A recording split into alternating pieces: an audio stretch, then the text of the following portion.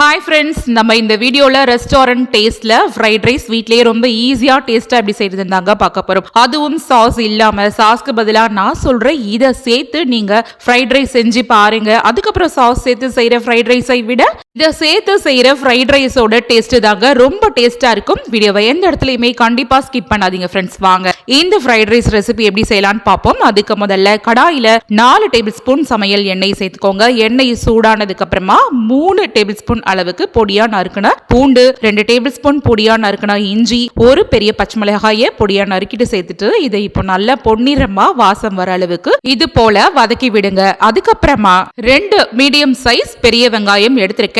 அதையும் இது போல நல்லா நைஸா நறுக்கிட்டு இதுல சேர்த்துட்டு ஜஸ்ட் ஹை ஃப்ளேம்லயே 1 நிமிஷத்துக்கு மட்டும் வதக்கி விட்டா போதும். அடுத்ததா 10 பீன்ஸ் நல்லா கழுவிட்டு இந்த மாதிரியான ஒரு ஷேப்ல நறுக்கிட்டு சேர்த்திருக்கேன். அடுத்ததா ஒரு பெரிய சைஸ் அளவுடைய கேரட்டையும் தோலை சீவிட்டு கழுவிட்டு பொடியா நறுக்கிட்டு சேர்த்துட்டு இதையும் இப்ப ஹை ஃப்ளேம்லயே 2 நிமிஷத்துக்கு வதக்கி விடுங்க. ஜென்ரலா ஃப்ரைட் ரைஸ்க்கு நம்ம சேர்க்கக்கூடிய காய்கறிகளை அதிக நேரம் வதக்கிட்டு காய்கறிகளை முழுமையா வேக விடக்கூடாது. இப்போ இதை 2 நிமிஷம் வதக்கி முடிச்சாச்சு. அடுத்தது 1/2 கப் அளவுக்கு சன்னமா நறுக்கின முட்டைக்கோசு சேர்த்திருக்கேன். அடுத்ததா ஒரு குடை மிளகாயில பாதி குடை மிளகாயை மட்டும் அதே மாதிரி சன்னமா நறுக்கி சேர்த்துட்டு ஹை ஃப்ளேம்லயே ஒரு நிமிஷத்துக்கு மட்டும் இந்த குடை மிளகாய் முட்டைக்கோசோட வாசம் வர அளவுக்கு மட்டும் வதக்கி விட்டா போதுங்க. அதிக நேரம் வதக்க கூடாது. அடுத்ததா நான் சேர்த்திருக்கக்கூடிய காய்கறிகளோட அளவுக்கு 3 கப்பு அளவிலான வடிச்ச பாஸ்மதி சாதத்தை இதுல சேர்த்துக்கிறேன். நீங்க பாஸ்மதி அரிசியில வடிச்ச சாதத்தை தான் கண்டிப்பா சேர்க்கணுன்றது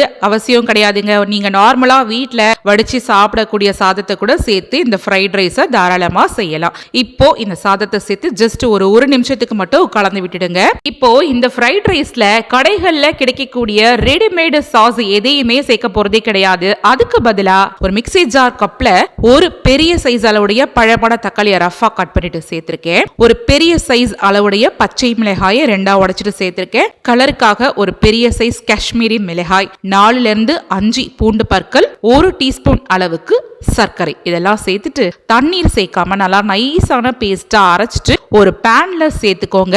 இப்ப மிக்ஸி ஜாரை கழுவி அந்த தண்ணியெல்லாம் மட்டும் தயவு செய்து சேர்த்துறாம 2 டேபிள் ஸ்பூன் மட்டும் சமையல் எண்ணெய் சேர்த்துட்டு மிதமான தீயில இதை லைட்டா கலந்து விட்டுட்டே வதக்கி விடுங்க. ஃபர்ஸ்ட் அப்படியே நல்லா கொப்பளிச்சு தெரிச்சு இது அப்படியே நல்லா கொதிச்சு வர ஆரம்பிக்கும். அடுத்த ஸ்டேஜா இதுல உள்ள ஈரப்பதம் எல்லாம் வத்திட்டு எண்ணெய் பிரிஞ்சு இந்த மாதிரியான ஒரு டைட்டான கன்சிஸ்டன்சில நல்லா பளபளன்னு இந்த மாதிரியான ஒரு தொக்கு பதத்துல வரும். இந்த பதம் வந்ததுக்கு அப்புறமா கேஸ் ஸ்டவ் கம்ப்ளீட்டா ஸ்விட்ச் ஆஃப் பண்ணிட்டு இதை அப்படியே எடுத்து நான் வேற ஒரு கப்ல மாத்தி எடுத்து வச்சிருக்கேன். இதை நான் ஆல்ரெடி ஃப்ரைட் ரைஸ் செய்ய ஆரம்பிக்கிறதுக்கும் முன்னாடியே ஃபர்ஸ்ட் ஸ்டெப்பா செஞ்சு எடுத்து வச்சிட்டேன். நம்ம சாஸ்க்கு பதிலா இப்போ இதை தான் ஃப்ரைட் ரைஸ்ல சேர்த்து செய்ய போறோம். இதை சேர்த்துட்டு அதுக்கப்புறமா இந்த ஃப்ரைட் ரைஸ்க்கு தேவையான அளவுக்கு உப்பு சேர்த்துட்டு நல்லா ஈவனா இது எல்லாமே சேர்ந்து கோட் ஆகிற மாதிரி நல்ல ஒரு தடவை மிக்ஸ் பண்ணி விடுங்க. ஆல்ரெடி இதுல சேர்த்திருக்கக்கூடிய சாதத்திலையுமே உப்பு சேர்த்து தான் வடிச்சிட்டு சேர்த்திருக்கேன். ஸோ நீங்க உப்பு சேர்க்கும் போது பார்த்து நிதானமா சேர்த்துட்டு நல்லா ஈவனா கலந்து விட்டு மிக்ஸ் பண்ணிக்கோங்க. அடுத்ததா இப்போ இதுல மேற்கொண்டு காரத்துக்காக 1 டீஸ்பூன் அளவுக்கு மிளகு தூள் சேர்த்திருக்கேன். நான் கருப்பு மிளகு தூள் தான் சேர்த்திருக்கேன். உங்ககிட்ட வெள்ளை மிளகு தூள் இருந்தா கூட தாராளமா சேர்த்துக்கலாம். 2ம் இருந்ததுன்னா இதுல பாதி அதுல பாதி மிக்ஸ் பண்ணி கூட சேர்த்துக்கோங்க. இப்ப ஃபைனலா ஒரு கைப்பிடி அளவுக்கு நறுக்கின வெங்காயத்தாள் இருந்தா சேர்த்துட்டு 1 நிமிஷத்துக்கு ஜஸ்ட் நல்லா கலந்து விட்டுட்டு கேஸ் ஸ்டவ் கம்ப்ளீட்டா ஸ்விட்ச் ஆஃப் பண்ணிடுங்க. ஃபைனலா கலரா கடையில விக்கிற சாஸை வாங்கி சேர்க்காம நல்லா ஸ்பைசியா டேஸ்டா குறிப்பா ரொம்ப ஹைஜீனிக்கா வீட்லயே சுட சுட சுவையான வெஜ் ஃப்ரைட் ரைஸ் ரெடி. இது போல செஞ்சு உங்க வீட்டு பசங்களுக்கு ஸ்கூலுக்கு லஞ்ச் பாக்ஸ்ல வச்சு கொடுத்து அனுப்பிச்சு பாருங்களேன். வரும்போது டப்பா காலியாகி தான் வரும். பசங்களுக்கு மட்டுமா ஃப்ரைட் ரைஸ் பிடிக்கும், இது மாதிரி செஞ்சு கொடுத்து பாருங்க. பெரியவங்க கூட ரொம்ப விருப்பமா விரும்பி சாப்பிடுவாங்க. ஃப்ரெண்ட்ஸ், நீங்களும் சாஸ் சேர்க்காம இந்த மெத்தட்ல செஞ்சிருக்க ஃப்ரைட் ரைஸை உங்க வீட்டுல கண்டிப்பா ட்ரை பண்ணி பார்த்துட்டு ரெஸ்டாரண்ட் டேஸ்ட்ல இருந்ததான்னு எனக்கு கமெண்ட்ல சொல்லுங்க.